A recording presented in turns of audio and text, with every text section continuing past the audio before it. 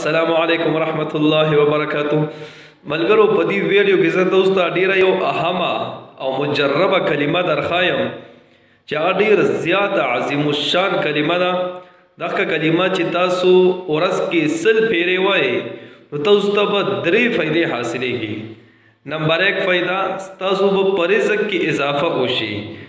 دویمه فائدہ تاسو به د دې په برکت سره د قبر عذاب نه محفوظ ساتل شئ. او دریمه فائدہ چې کله تاسو وفات کېږئ نو ستاسو روح به جنت ته داخلولی شي. لومبۍ فائدې ته غوږ شئ. څه مطلب دی د دغه کې؟ یعنی ستاسو به په رزق کې اضافه وشي. د دې مطلب څه شو؟ رزق صرف خوراک ته نه وایي، صرف روټۍ ته نه وایي. ستاسو د زندګۍ چې څونه ضروریت دی که نه دا به الله تعالی حل کړي. مطلب ستاسو مال حال به هم درته الله تعالی زیات کړي. او که چېرې تاسو دکانداران یې مال حال کې برکت نشته دی کې به برکت هم پیدا شي.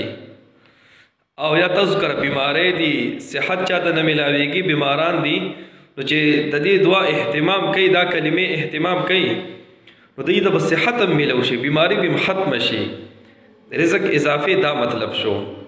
او دا نور دوه مطلبونه خو آسان دي. د قبر عذاب نه به انشاءالله الله تعالی محفوظ ساتي. او چې کله دی وفات کېږي نو روح به جنت ته داخلولی شي. نو کلمه کومه ده؟ غوږ شئ ورته. دا کلمه ده لا اله الا الله الملك الحق المبين محمد رسول الله صادق الوعد الامين. دا دعا داسې هم ویل شي. اکثر پکې بیا ملګري ډیر کنفیوزي او تپوس کوي چې وایي لا اله الا الله الملك الحق المبين ویل شي کنه. نو دغه څه هم ویل شي. که داسې مو ویلي لا اله الا الله الملك الحق المبين دا هم صحیح ده. او که داسې مو ویلي لا اله الا الله الملك الحق المبين نو دا هم صحیح ده. بیا ورته غوږ شئ. لا اله الا الله الملك الحق المبين محمد رسول الله صادق الوعد الامين.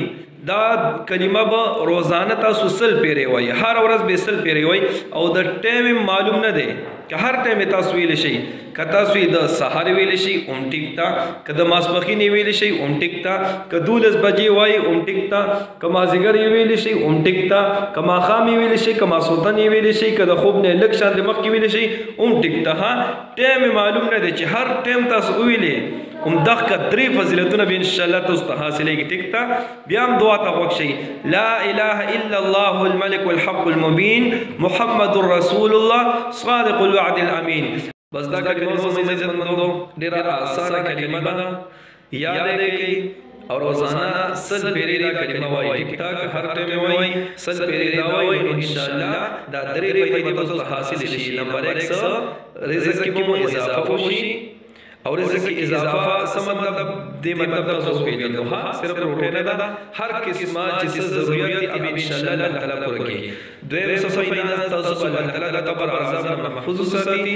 او دریم څه فائدہ چې کله تاسو وفات کېږئ نو ستاسو روح به جنت ته داخلېږي. ټیک ته. نو دا دعا یاد کړئ او هر ورځ سل پیری وایي. ټیک ته. الله رب العزت خوشاله وساتي. دعاګانې کوي، دعاګانې وکړو. الله په امان.